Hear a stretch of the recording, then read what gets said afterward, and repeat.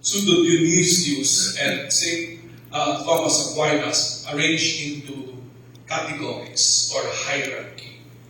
And if the holy angels are drawn towards the good, how can fallen angels be drawn together when they are beings of hate? And the answer is that they are first and foremost united in one common purpose of lawlessness and destruction.